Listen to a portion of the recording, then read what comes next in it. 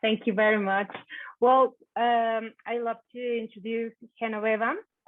She was born in Guadalajara, in Mexico. Since she was a child, she knew she wanted to fly airplanes. She invested years of hard work and sacrifice. She sold everything, including her car, to pay for private and commercial flight lessons. In August 1999, she obtained her commercial pilot license. Then in September 1999, she was hired to fly the Metro and the staff, and then the Embraer 145 as a first officer for Aerolitoral. This is the Aeromexico's regional airline. And in 2006, she started flying for Aeromexico, flying the Boeing 737. And a couple of years later, she flew the Boeing 777 when in August 2015, she made history in Latin America on Aeromexico Trans-Pacific flights with a crew of only women. Hello, hola a todos, buenas tardes. Hi, everybody. Happy to be here to talk a little about my story and everybody's story and to share with you our experiences. So ask away. Okay. What made you choose to learn flying and become a pilot? Okay, my story is a little bit different because I'm a little older than both of you. So I'm going to tell you my age so you can understand why. I'm 52 years old. When I was growing up in the first part of my life, I lived in Los Angeles until I was about 12 years old when I went to live with my grandparents in Guadalajara again.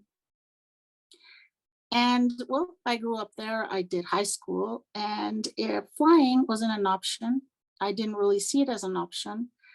I always used to love to fly. Every summer when I was a child, I would fly from LA to Guadalajara every summer. And the highlight of the flight, the highlight of my vacation would be flying on the airplane. So every time it would be a hit for me. And when I was 6 years old, this is just a small story. My mother, I don't know why, made me the uniform of a flight attendant of Aeromexico and sent me as an accompanied minor. So when the pilot saw me, he invited me into the cockpit. So when I was 6 years old, I was introduced to a cockpit.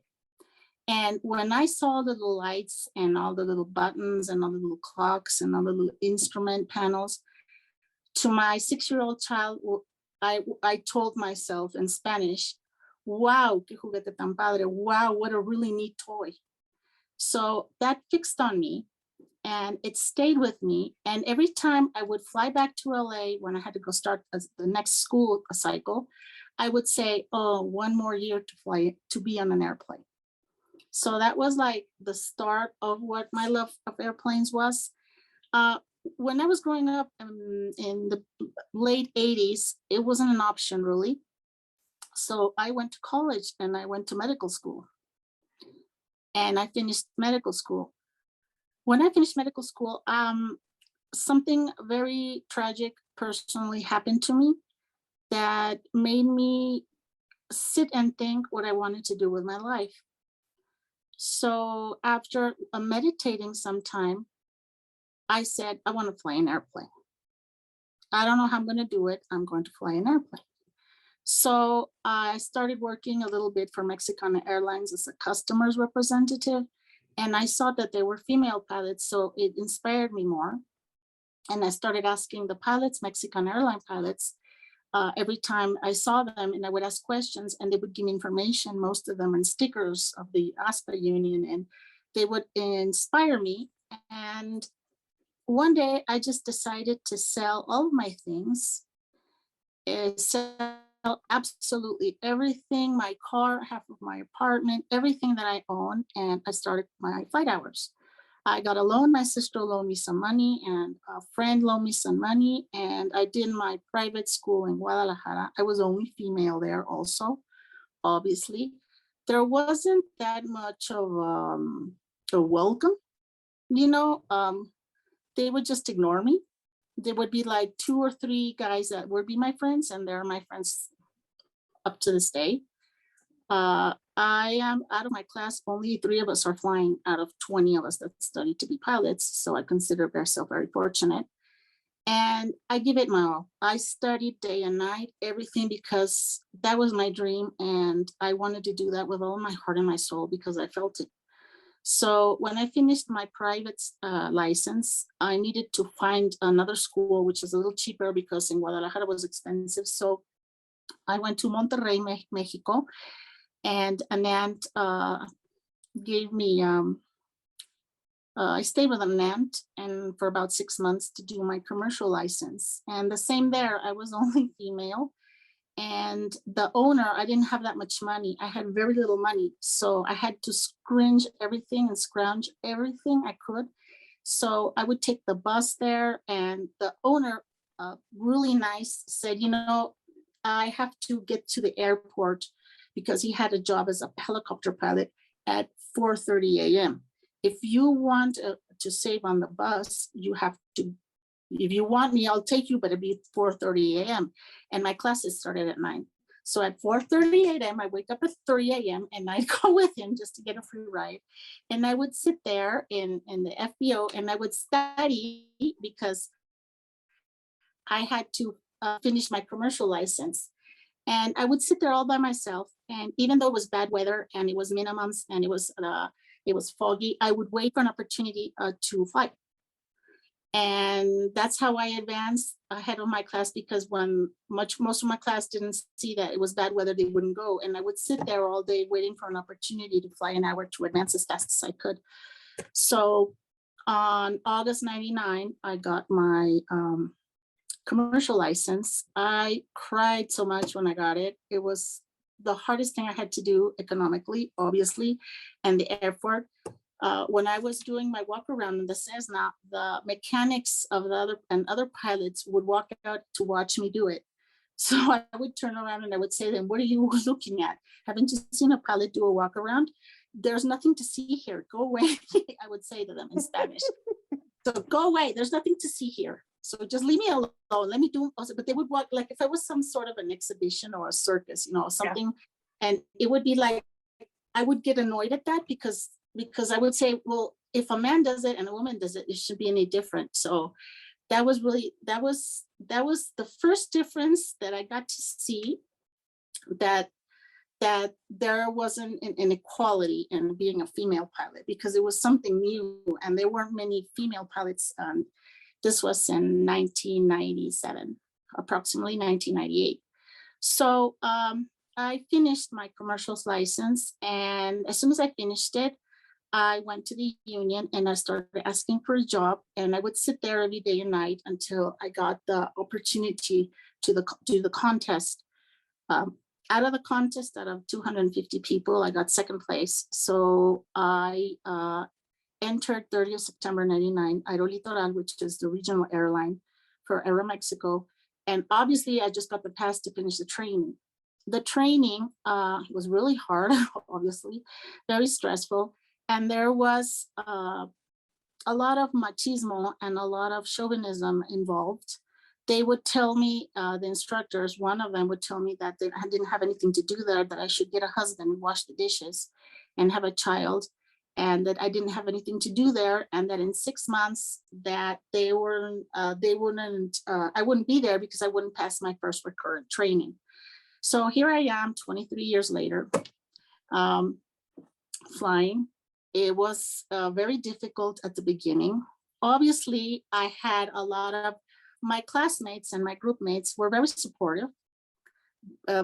Most all of them, they're really my good friends now. It's the same generation. So we've been in all the courses and all the training along our career together. So we're like a little family, and we appreciate each other and we love each other and we stay in touch when we can.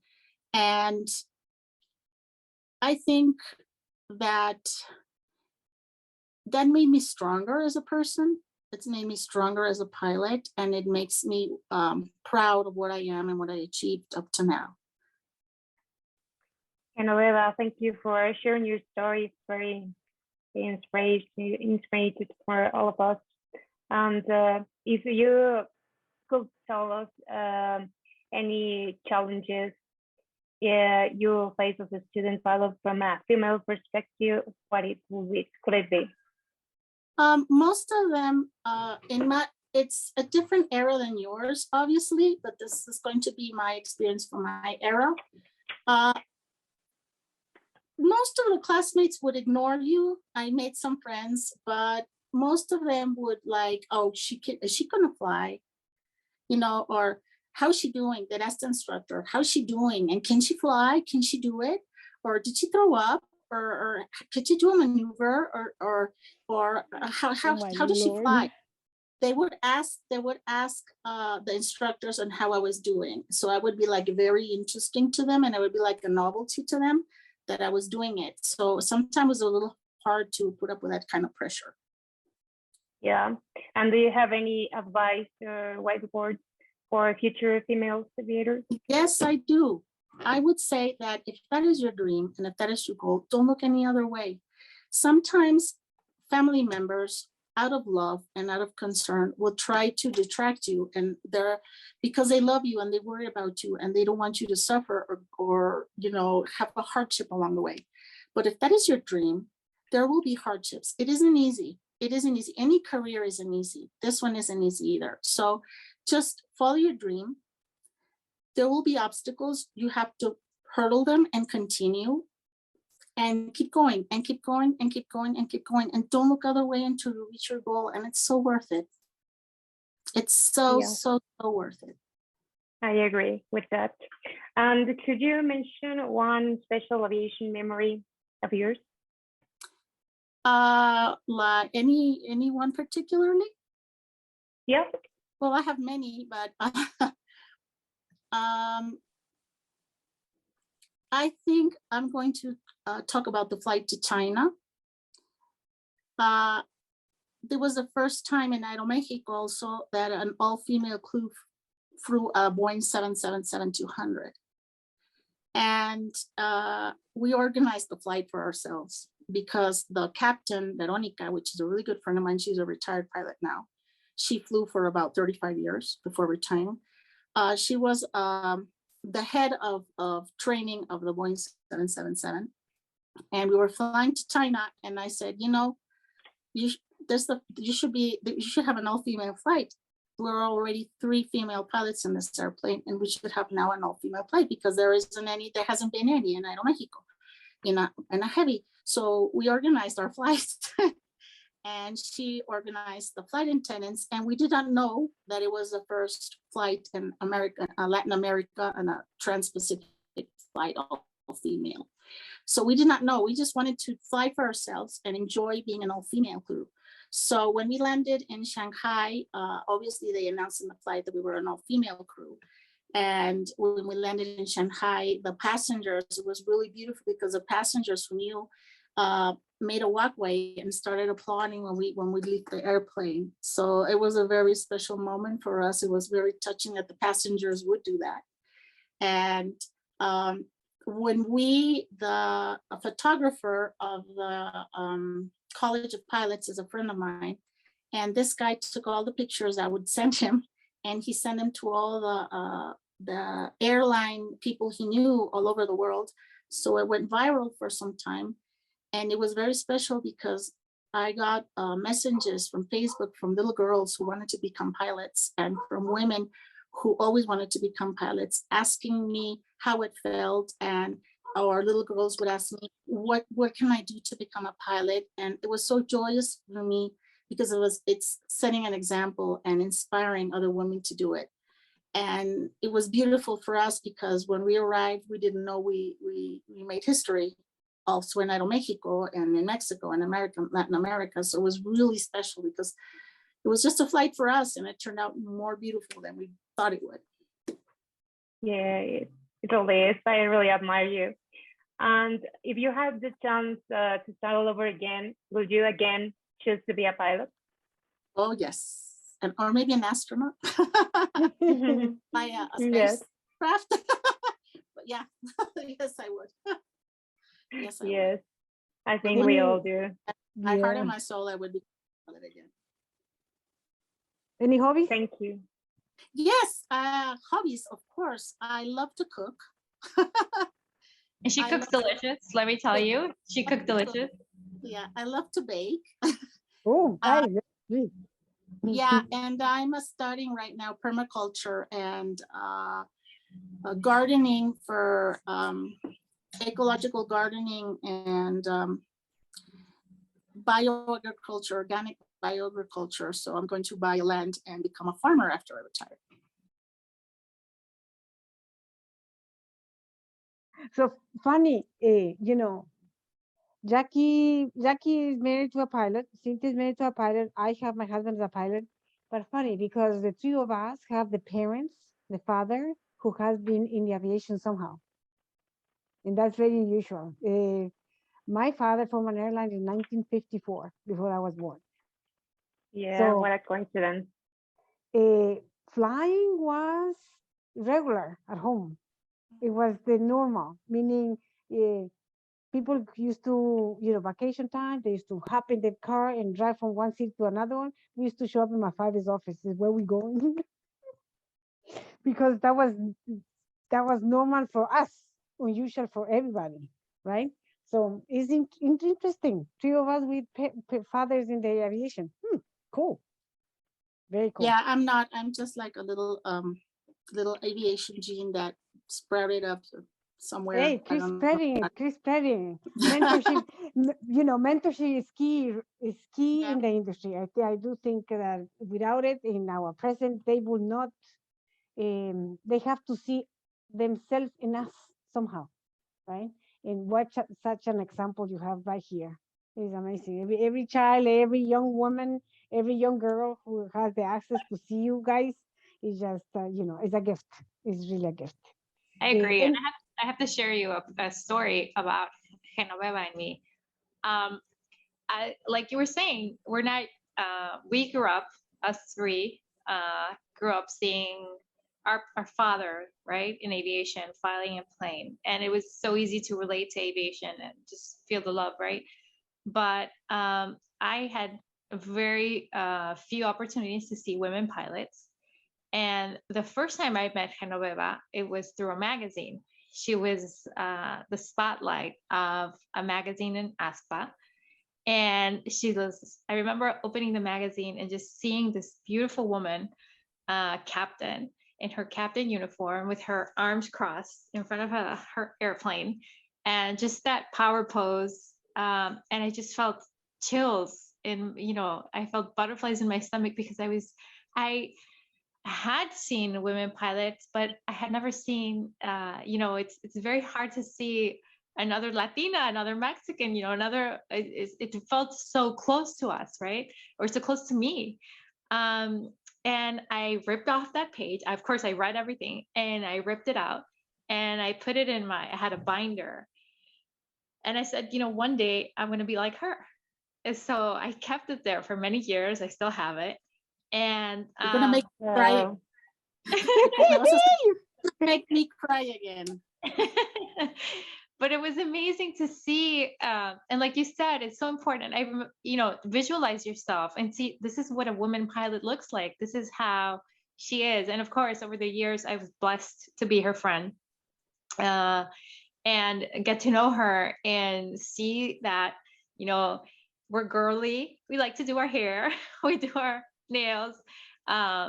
You know, it's just we're normal, and we love aviation and we love the smell of jet fuel. And it's you know it's just amazing to find other, you know, aviation soul sisters, and just that we're into planes. So I love that story about, you know, just seeing her now many years have gone by, and we're still friends, but I think I really appreciate this, Anna, because we're getting to share and more women can see, you know, and of course you have to be professional, and there's a lot of, I mean, there's so much in aviation, but I love that we get to share our stories. Thank you so much. no, you have to. Is, you know, this is an example of the beautiful things that we can do together. As Latinas, we don't see each other, right? We don't see as many of us in the flying a plane. I am in the most the bigger side of the aviation side, yeah, because I'm, I'm the private pilot. Never wanted to be in the front. I would love to manage one, though, an airline, but I always like to pick up the little plane and go hop from one place to another one. I have here a question from one of you that is sending a little question here. Is what do you think, or how difficult is to get on an airline being a woman these days? So go ahead. This is from Melissa Escobar, who's sending a question. I think today is not difficult at all. I think right now it's the perfect timing to start. But you have to prepare yourself so much. You have to study really, really hard. You have to prepare like Genoveva. You have to be the first one in line. You have to be, and I guess passion. You have to be driven by passion, of course. I don't know if you guys want to add anything. It is, I think it is the same for a woman and a man to enter an airline these days. It's just like Jackie says, just a preparation and your grades. If you have good grades, you're going to get in. If you pass the training, you are going to get in. So I don't think that is a really difference in an airline right now. I don't know what you think about, Cynthia. What do you think about that? I think that it's not, I don't really would like to use the word of hard, but it's hard to enter an airline. I think that if you love and you have the passion of flying an airplane, you must do it and come forward and study hard. And because being a pilot is very challenging, yes, but it's also very exciting and very rewarding as well. And yes, I agree as well as Genoveva said, that it's the same for women and for men.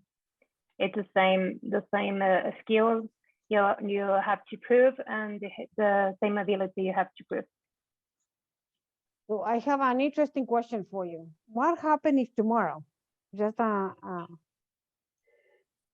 crazy idea, instead of sending a resume or a CV that you guys send out, you put the first initial in the last name and show only what you know and what you are? Do you think that will make a difference?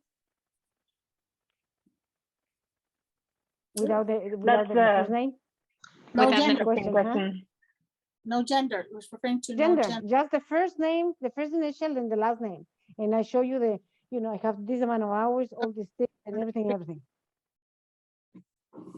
I don't think, I can't speak for all the airlines. I can speak for all the airlines in Mexico. That basically, no, I don't think there would be a difference neither in the US or Canada. I cannot really say about any other airlines, but I think maybe in some countries still there is a little prejudice against women. I don't want to name any, but I don't want to name any, but there is still some countries I think that still may have some prejudice against women pilots. But in look at what is North and South America and Europe and some parts of Asia, I don't think there's any problem. I think that for training purposes and for hiring you as a pilot, I think that it will not make any difference. But maybe it makes difference when a reservation in a hotel or a reservation in the transportation, because they always, when they see that there's written a woman and the name of a woman, they always think goes about that we are flight attendants or that we are the first officer, never thinking about that we could be the captain in this case. Oh yeah, they call you Miss, not Captain. It's sometimes, hey Miss, not Miss, Captain. Yeah, they have trouble with that. They have sometimes, no, I'm not Miss, I'm the captain. And sometimes they get offended because you correct them, but That's their problem. Or they rather call captain, you know, the first officer, they call him captain, and then they call you miss. And Yeah. yeah, So Happen. for all of you, what will you change today in the aviation industry to bring more of us in this amazing world? I would change maternity policies. I would change that. I would make it more easier, and for dads too. I mean, I just to balance it out. Being pilots and being parents is hard, and just having a family. So I think I would make airlines more family oriented. Of course, we're there for the job, but we do need to understand that we don't. I mean, we fly for the love of it, but and we need the money, of course, and it's not the business, right? But making it a priority, you know, that if for airlines or for companies that families are important, it would really make a difference. And I'm just talking about, you know, everyone, all the crews. I mean, flight attendants, pilots, mechanics, everyone, all of us in the aviation industry. Is complicated, but speaking as in my position as a woman pilot, I would definitely try to change maternity policies, and it would definitely help to keep most of us in the industry a lot longer, right? Yeah, I agree with that. And I think that we are lucky because we didn't live in the world that our moms or grandmothers live, because the career were more limited. That now we now can choose which career we can study. But for the other hand, I think that we still have the problem that for women it's a little bit harder to face these kind of decisions of your professional success or your personal life. So it's harder for us to make that decision. And yes, I think that one of that problem is that a lot of women leave early their positions as captain or first officer or instructors because of that, because they decided to give priority to their, or of course, to raise child and all that. And I think we have an opportunity to change the things there. And a lot of women leave very early, and they while they are deciding to get married, oh no, I will not take that job because I am going to get married, or I'm not going to get that promotion because I'm thinking about getting pregnant and all that stuff. They leave early. That's all their dream. Changing. The industry is changing. So that's good. That's good. So I know nowadays you have a lot of airlines that have these aviate programs that is United. I know Aeromexico has one. Where's the other one? American has one. Southwest is opening another one. So the airlines in Latin America, this thing of bringing women into the classroom, you know, trying from the beginning to the end.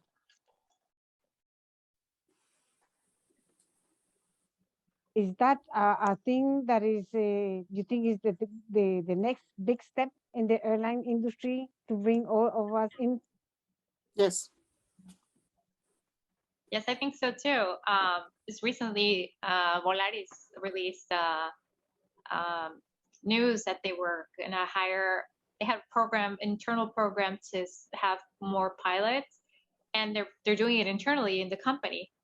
And the picture, I loved it. It had more women in the picture that they're starting the program to learn to fly. So I guess it is opening a lot more for women, or they're open to women. And I guess, and I have to thank the women behind us, right, who paved the way, because they made it. It was because of them, because they were professional, because they studied hard, they were dedicated, and we have to thank them because they're believing in us, and that's wonderful. So besides Genoveva, I have a question for you. You went to become a doctor. Did you ever Yes, did you ever practice medicine? at the beginning, yes, I did. A little bit, yes, I did. I was starting to do studying for my residency test, but I don't know. I just said I want to be. I want to fly an airplane. So I still That's go a to change. I'll go to the reunions, and when they ask me, "What's your what did you do residency in?" and I go, "Airline pilot." That's how I answer. I'm a airline pilot. That's my residency. So I still go to the reunions, and I still have a lot of doctor friends. But yes, I do not regret the change I made.